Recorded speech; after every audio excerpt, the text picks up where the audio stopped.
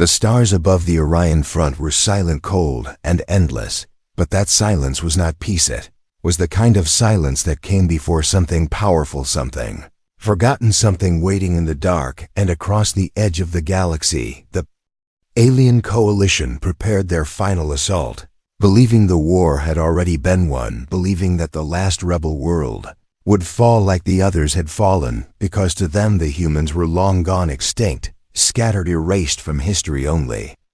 Myths remained, stories of monsters in human skin, stories no one believed anymore. The command deck of the lead alien warship, a high-ranking officer with silver skin and narrow eyes, gazed down at the battlefield below. His name was Krell, and he was proud of what his people had done, proud of how far the coalition had come. He had no fear in his heart, not anymore. Earth had been broken 4 decades ago, and no human forces had been seen, since not even a whisper in deep space, not even a ship. Crossing a neutral zone, it was over for them, and everyone knew it. The alien fleet advanced slow and steady toward the rebel planet below.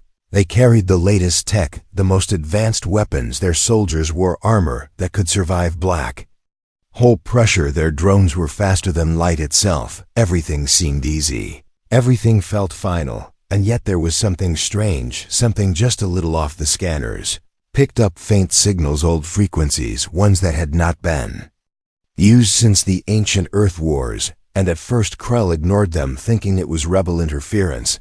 But the signals kept growing stronger until the ship's main AI paused and said one word in a cold voice that made every officer on the deck stop breathing. Human Krell laughed, at first a sharp, dry sound like metal grinding against stone, and said it was impossible. The humans had no fleets left and no world to call home, and even if some had survived, they were scattered, wild and broken. But the AI repeated the reading again, and this time it added one more thing: incoming Fleet 22. Ship's origin unknown, design pattern old, Earth military classification Deathworld, Tier 5. Krell froze. That phrase, Deathworld Tier 5, it was a code. Long forgotten one, used only in the oldest files describing planets so dangerous that even machines refused to land there. Earth was the only one ever marked with that label.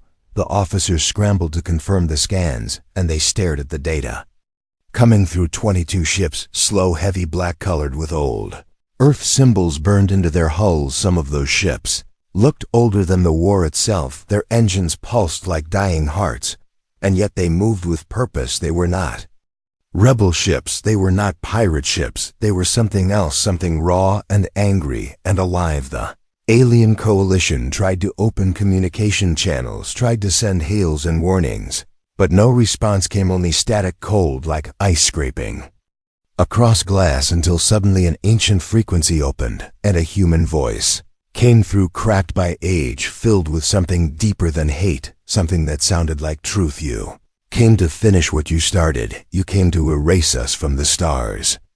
But you made one mistake. You thought we were gone. Earth never surrendered. And then silence again. No threats, no demands, just silence and movement. The fleet of old Earth ships closed in toward the battlefield, not fast, not reckless, just steady, like ghosts walking back into a war they never finished. On the surface of the rebel planet, the alien troops began their siege, dropping waves of mech soldiers onto the soil, tearing through defenses with ease. But the moment the Earth ships entered orbit, everything changed. The sky turned black, not from the clouds, but from the smoke of the old engines roaring with fire and fury, and the first wave of Earth soldiers dropped from orbit in heavy pods that slammed into the ground like meteors. These were not fresh recruits, they were not clean soldiers, they were something else, something hardened, something brutal, survivors of a planet where everything wanted to kill you, where every day was a battle, where you had to learn to hunt or be hunted. They wore battered armor covered in old paint and scratches. Their weapons looked outdated until they fired and tore through alien tech like it was paper. They moved in silence, no shouting, no orders, just signals and motion. They moved like wolves, with one purpose: destroy everything in their path. The alien troops opened fire, but the human soldiers did not stop, did not hide. They advanced like machines, like beasts, and when they reached the lines, they didn't just shoot, they fought with fists. with blades with the kind of strength that came from a life lived in constant danger. Krell watched from orbit in horror, as his elite forces were broken in minutes, and he demanded to know who these humans were, who had trained them, where had they come from. The answer came not from a database, not from an intelligence officer, but from a whisper. One of the oldest captains remembered the files. He remembered the name whispered by scared officers during the first Earth campaign, a unit that had vanished after the fall of Earth, a unit that was believed to be dead. They were called the Forgotten Line soldiers, trained for apocalypse, sealed away underground. When the final bombs fell, they had never surrendered. They had only slept, and now they were awake. Grell stared at the burning battlefield below and felt fear, true fear for the first time in his life. The kind of fear that does not come from numbers or weapons, but from something deeper, the realization that you have awakened something ancient, something full of rage, something that does not care for treaties or rules or mercy. And on the surface, one of the human soldiers stood at the edge of the crater, smoke curling around him. His eyes calm, his face scarred, and he looked at the sky as if he could see the alien commander watching. And he spoke to no one, yet his words felt like they were meant for every enemy. Above, we're not here to survive, we're here to make you remember.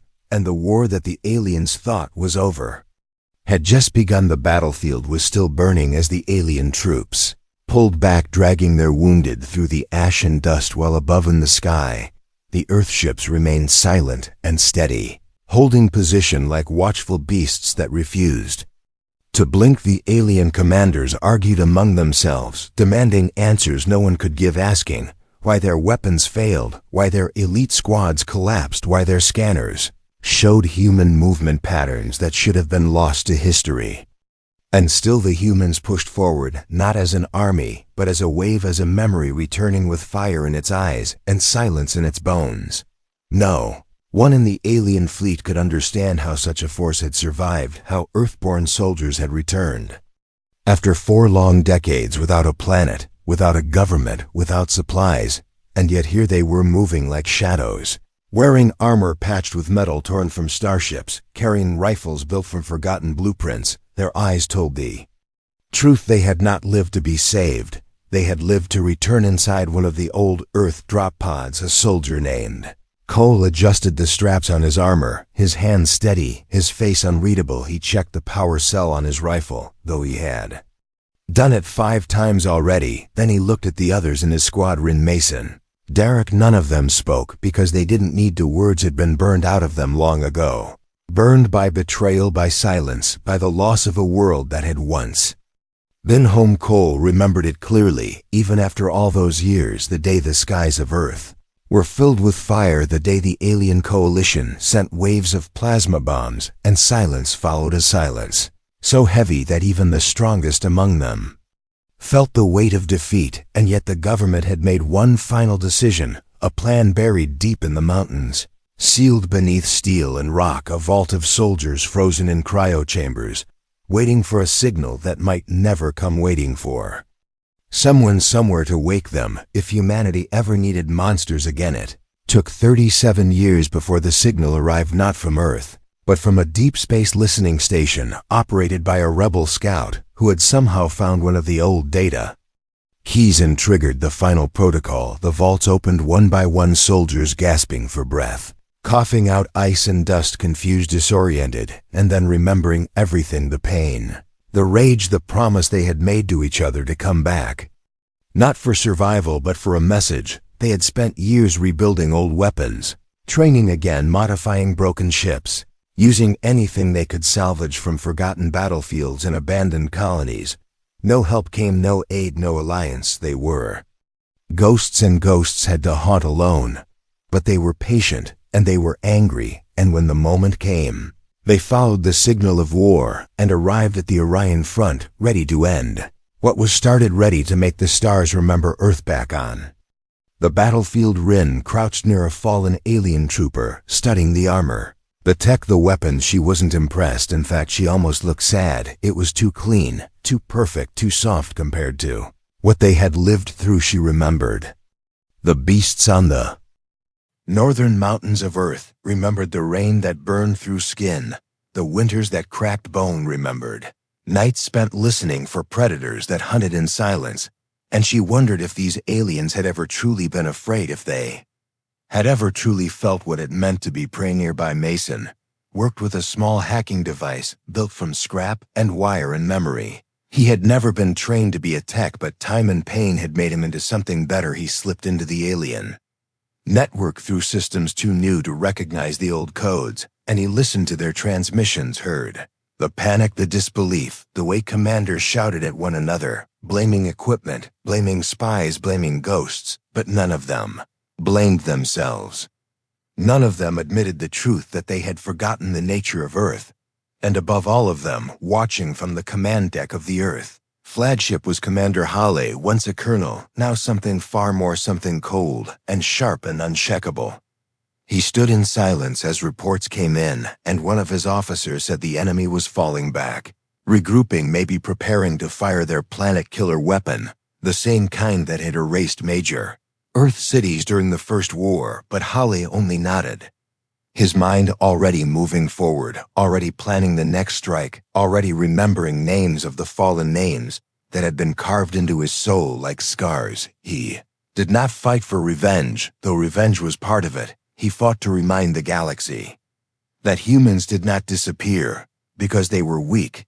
They disappeared because they were hunted, because they were too strong to be left alive, because they made the stars nervous, and nervous enemies always hit first. But now those enemies would learn what happened when the hunted came back with nothing left to lose. Direct led his squad through a broken valley, once a rebel stronghold. Now reduced to dust, he moved through smoke and rubble, without hesitation, stepping over broken machines and shattered helmets. The enemy had set traps, automated guns, shock mines, but none of it slowed him, because he had learned to move through worse, learned to fight inside sandstorms that tore the skin off his hands, learned to kill with stones when the ammo ran dry, learned to keep walking, even when fire touched his bones. Aliens watched the feed from their orbiting satellites, and what they saw disturbed them. Not just the speed, not just the precision, but the way the humans moved, like they had done this before, like this war was not new to them, like it was something they had rehearsed every night in the dark corners of the Earth. And perhaps that was the truth. Perhaps these soldiers had died once already and come back only to drag the galaxy with them into the grave. One alien technician whispered that these were not men, but machines built from pain and dust and blood. But another replied with fear in his voice that machines could be predicted and these humans could not. And in that moment, the alien coalition began to realize that their greatest error was not in attacking Earth. It was in believing Earth would never rise again. As the humans pressed forward, taking ground step by step, not for territory, but for memory. They left behind no statues, no flags, no symbols, just silence and ashes. And in that silence there was a message, one that grew louder with every battle, every fallen soldier, every broken enemy line. Earth is not gone. Earth is not dead. Earth has just begun to speak again. Smoke rolled over the battlefield like a living thing, thick and heavy, covering the broken ground with its choking breath, while machines crackled and twisted in the dirt, and the sky pulsed with the distant glow of distant ships, hovering like silent judges above a world that had known too much war. The alien forces were retreating inch by inch, not because they lacked numbers or weapons, but because they were facing something they could not understand, a force that came not for control or conquest, but for something deeper, something older, something written in the bones of those who had once lived on the dead planet called Earth. Inside the trenches, dug deep through scorched rock, the alien troops crouched in silence, their weapons ready, their eyes wide. They had trained for war, their minds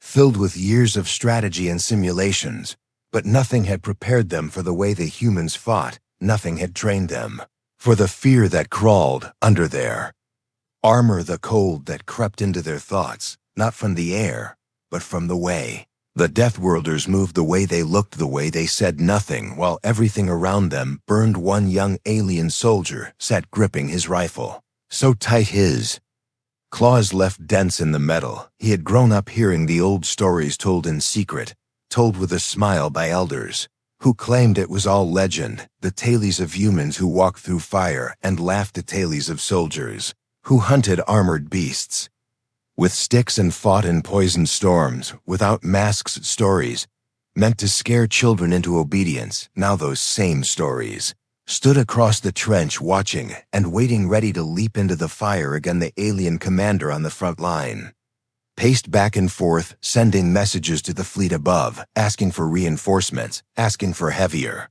weapons, but he knew deep down that more numbers would not solve. This more tech would not win this, because this was not a battle of tools or power, it was a battle of will, and the humans had lost everything. Already they had nothing left to protect, nothing left to fear, and that made them something worse than dangerous. It made them unstoppable. Across the trench, Cole sat beside a wall of broken metal, checking his gear as the sky rumbled overhead. He looked up and saw no stars, only clouds black as coal, shaped by the heat of ships and fire beside him. Rin was wrapping a wound on her arm, torn by shrapnel, though she made no sound. As she worked, her eyes focused, her breath. Even they had fought in darkness before, had bled on forgotten moons, and this battlefield was no different, only louder, only closer, only the beginning. Mason crouched at the edge of the trench, working on a signal box built from torn wires and broken alien tech. He had managed to patch into their comms system using codes pulled from old files stored in the deep memory of their dropship. Through that feed, he listened to the fear. He heard the enemy commanders speak in low tones, trying to stay calm while their forces crumbled. He heard the panic in their voices when they realized their best units were falling, and he smiled. Not out of joy, but out of quiet knowing. The humans had learned to fight, not with advantage, but with purpose, and the purpose was simple: never let the galaxy forget who they were, never let the stars believe they had died.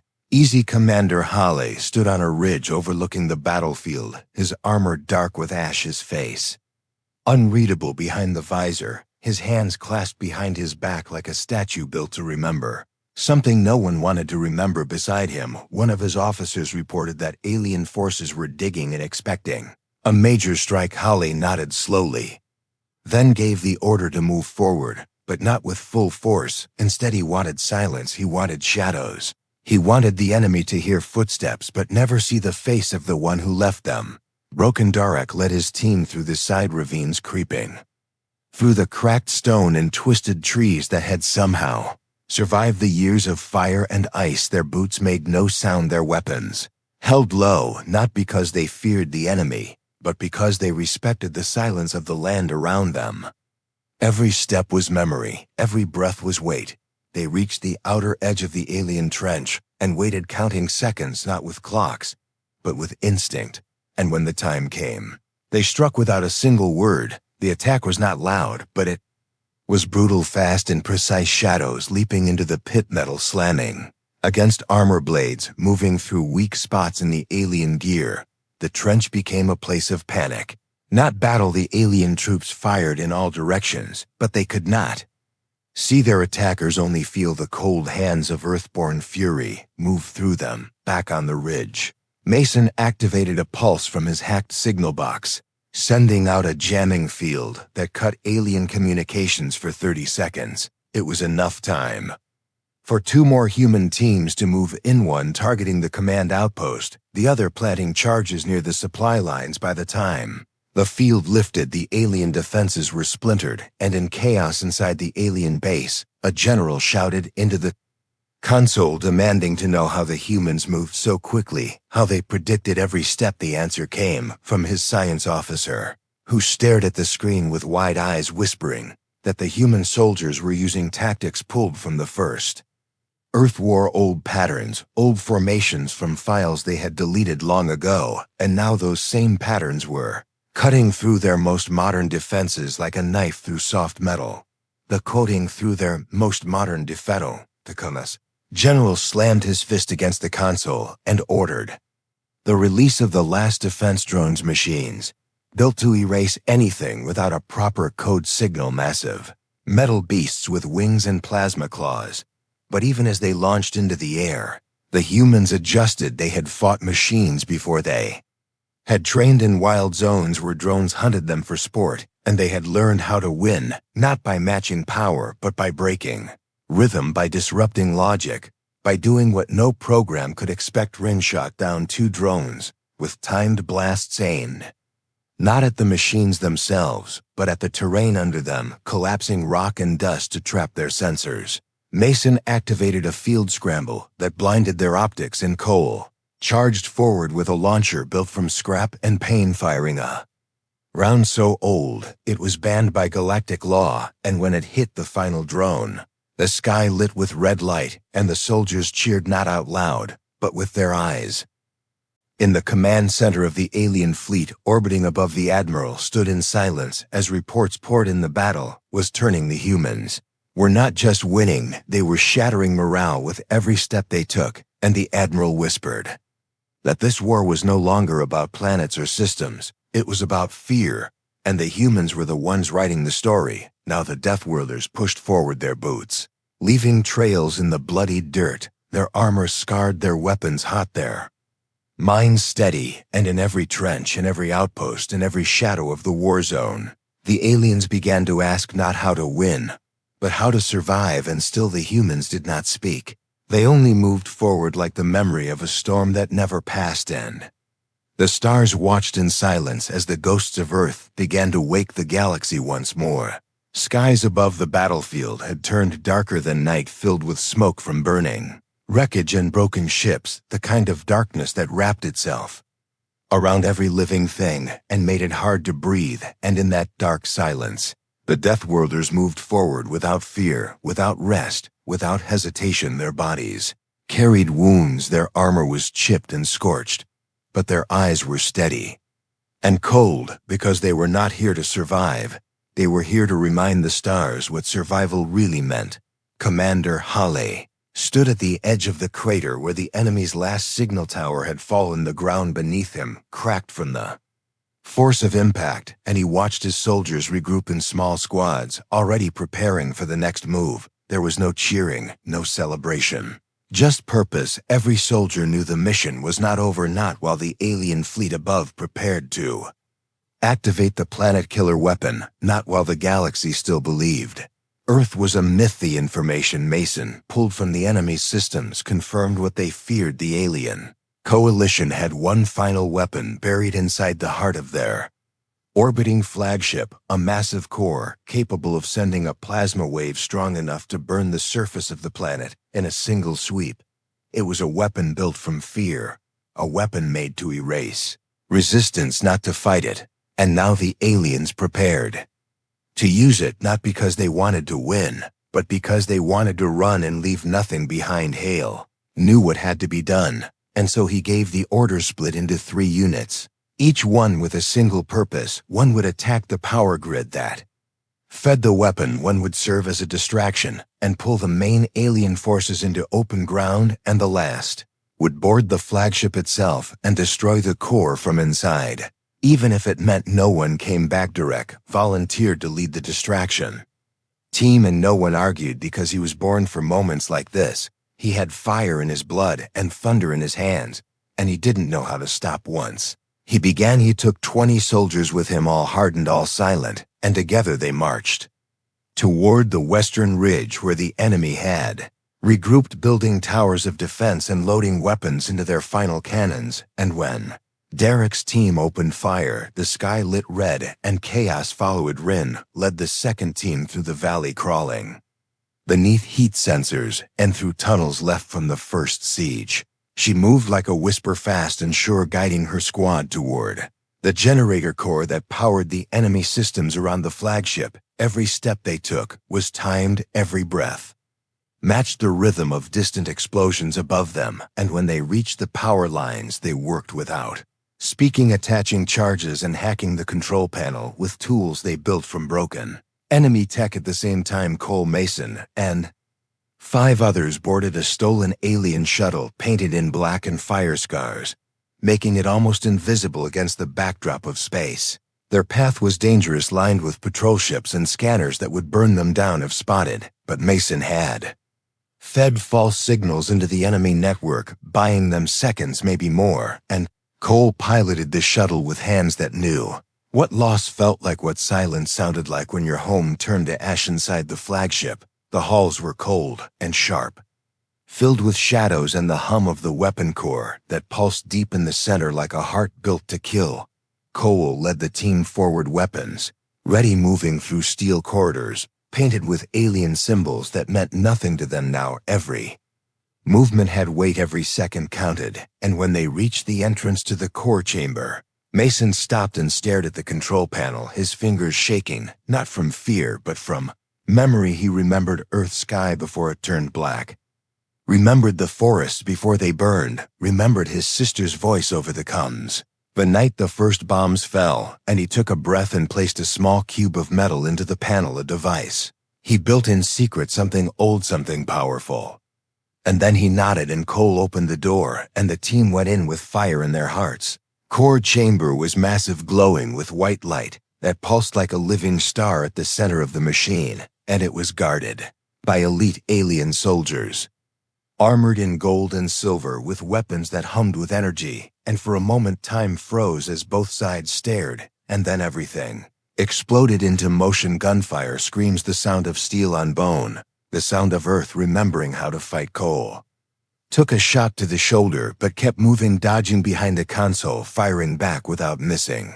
Mason ducked low, planting charges at the core's base while the others held the line, blocking blasts with shields welded from old scrap. When the last enemy fell, Mason shouted that the core was set to detonate in 2 minutes, and Cole gave the order for everyone to leave, but Mason stayed staring at the device, knowing it needed manual control to keep the countdown steady. Cole looked back, eyes filled with silence, and Mason just smiled, not with joy, but with peace.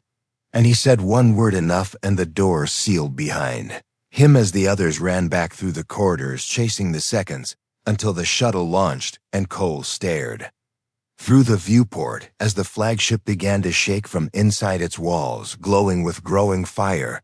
And then the sky cracked and light poured out as the core exploded, tearing the ship apart in a burst of blinding heat. Down on the planet, the alien troops froze as the sky above them turned to flame, and they watched their greatest weapon die in silence, their hope broken, their fear complete. And in that silence, Rin's team triggered the charges under the power grid, shutting down every enemy system across the field, while Derek's team pressed harder, pushing the aliens back step by step until their lines collapsed and their command units scattered into the dark. Commander Hale stood watching it all from a high ridge, his armor covered in Ash's voice calm as he spoke into the old Earth frequency used by all the Deathworlder units, and he said, "The sky is clear. The core is gone, the mission stands complete." And across the battlefield, across every squad, every soldier paused only for a second, then moved forward again. Not for glory, not for revenge, but because there was still work to finish. One of the youngest soldiers in Derek's unit collapsed near the edge of the ridge, her chest torn by enemy fire, and as Derek knelt beside her, she reached up with a bloody hand, touched his helmet, and whispered through cracked lips, "This time they will remember." And she died with a smile, her face calm, as if she had seen the stars forgive her. The war was not over yet, but it had turned, and the aliens knew now that they were not fighting rebels or survivors. They were fighting Deathworlders who had already walked through extinction and come back just to show the galaxy what that truly meant. And as the last of the enemy lines broke and the humans advanced again, the stars above seemed to blink, not with light, but with fear. The sun had begun to rise on the battlefield, though its light struggled to pass through the thick black clouds that hung over the ruins. The smoke had not settled, the ground still shook, with distant echoes, and broken machines still smoldered in the dirt. But the war was done. The sky above no longer glowed with enemy ships, the air no longer buzzed with plasma fire. The alien fleets had pulled back, not in formation, not with honor, but in fear, scattered into the stars like prey fleeing from a hunter. Commander Hale stood atop the ridge, overlooking the valley that had once been filled with enemy lines. Now only dust and wreckage remained. And below him, the last of the human soldiers gathered, slowly checking weapons, reloading supplies, searching for the wounded, burying the fallen. There was no celebration, no loud voices, only quiet steps and steady hands, because they all knew this. Victory was not the end. It was the answer to a question the galaxy had been afraid to ask for too long. Cole walked through the ruined camp, his shoulders still wrapped in makeshift bandages, his armor cracked from the final blast, but his steps were strong, his mind clear. Every soldier who passed him nodded, not with words, but with a look that held memory, that held weight, that held the fire of Earth deep inside. Rin stood nearby, leaning on a broken rail, staring up at the remains of the alien flagship still drifting in pieces across the sky, her eyes tired but steady. Broadcast came an hour later, sent through every remaining channel across every surviving frequency, not just to the enemy, but to every system that still listened. To the void, every world that had forgotten Earth or tried to. Earth's signal echoed now louder than it had in decades. Not a cry for help, not a scream of anger, but a message, spoken by Commander Hale in a voice that carried the weight of fire. And time, he said, we did not come to conquer, we did not come to destroy. We came to remember and to remind you what was broken will not stay broken, what was lost will not stay buried, what was erased will be written again. You erased Earth from your records, but we are still here, we are still human, and you will never forget that. Again the message repeated 3 times, then fell silent, but its echo remained, and across the stars those who had once fought against Earth, those who had once ordered its destruction, began to fear not the soldiers themselves, but the truth behind them, because no empire, no fleet, no weapon could kill a story, and now the story of Earth had returned, not as history, but as warning. In the days that followed, strange things began to happen in distant systems. Colonies once ruled by the alien coalition rose up, refusing orders. Trade routes collapsed, rebel forces launched attacks using tactics that mirrored those seen on the Deathworld front, and the word spread not through governments, but through whispers. The humans had come back, and they were not looking for peace. They were looking for memory. Some alien commanders surrendered their posts without a shot. Others ran, leaving their stations and fleets behind, fearing that the Deathworlders might return in the night. And for the first time in many years, the stars held their breath on the battlefield. The human soldiers did not stay, they moved quickly through the ruins, collecting their gear, tending to their wounded, marking the graves of their dead, not with names, but with symbols carved into stone and scrap metal, because names could be forgotten, but the mark of Earth would remain. They left behind no base, no command post, no fortress, only a scorched plain where the enemy had once stood strong, and now stood silent. Cole stood beside one of the graves, his hand resting on the helmet of the fallen Aya. Her face no longer pained her body, no longer trembling. She had died with peace, and her last words had been a promise that the galaxy would remember, and now they would, even if they tried not to, even if they buried it under lies. The truth had already spread like fire. Rin placed a small flag beside the grave, not the flag of a nation, not the banner of a military. It was simple, just a patch with the word Earth burned into it. By hand, nothing more, nothing less, but when the wind passed over it, the cloth lifted just slightly. And even in that ruined land, it fluttered like hope, like warning, like a whisper that would never fade. The surviving squads boarded their ships again, their old black vessels marked with battle scars, engines roaring back to life as they rose from the ground, not to chase, not to finish, but to disappear. They had made their message, they had left their mark, they were not meant to stay. They were the reminder, the ghost that walked through fire and left fire behind. Commander Hale stood last, watching as the final ship lifted into the dark, and his voice came through the comms one last time, steady, clear, sharp, and final. He said, Earth never needed an empire. Earth never wanted thrones or crowns. We only needed to be remembered. And then his signal ended, and the sky closed once more. In the weeks that followed, governments met in secret, trying to decide what to do, how to respond, how to survive. They debated weapons, alliances, fear, but none of them could answer the question that lingered in every chamber, in every speech, in every silent night. What happens when the Deathworlders return, not to fight, but to lead what happens? When those who survived extinction teach others how to rise on a quiet world far from war, a young alien child found. An old data chip dropped from the sky, on it a single recording the voice of a human soldier, calm and strong, saying, "We are the children of a world that tried to kill us and failed. We are the fire that walked. We are the storm that learned to wait. And now we walk the stars again." The child listened in silence, and then played it again and again until every word was carved into memory.